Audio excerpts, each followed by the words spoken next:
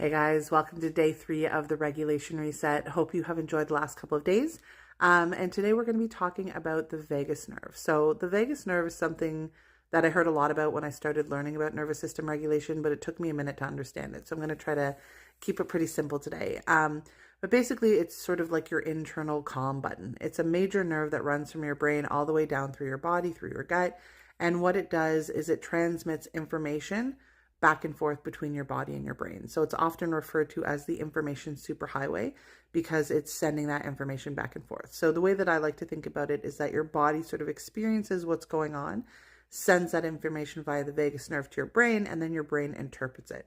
So it's really involved in helping to calm stress, to bring us back to center when stressful things are happening, to soften tension, to bring our heart rate down, all of those kinds of things. And so when your vagus nerve is underactivated, that's when you can really be living in survival mode, in that fight or flight or freeze or fawn state. And so really important to address these somatic elements as we're starting to work on regulation.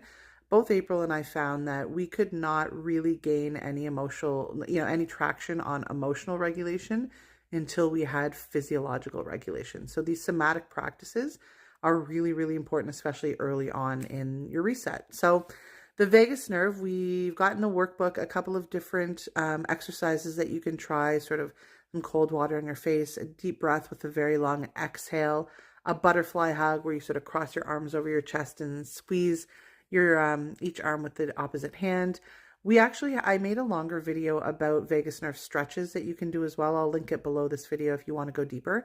But even just trying something, like I said, that long exhale. I know you started your deep breathing already, but really focusing on the exhalation or the cold water on the face. I love the butterfly hug. Anything bilateral like that engages both sides of your bodies, crawling, cross-country skiing, but a butterfly hug is quite easy to do in almost any situation. Those are great things to do to help try to reset your vagus nerve. So one thing I will say about the vagus nerve is, when you're very stressed out, sometimes you actually need help resetting your vagus nerve as well. Sometimes you can't really do it on your own. And so I see an osteopath, and we do a lot of work on my vagus nerve when I'm experiencing times of high stress. And I do find that really, really helpful as well. So just thought I would mention that. But to jump into it yourself, there's 3 short exercises in your workbook today. And I hope you enjoy them, and we'll see you tomorrow.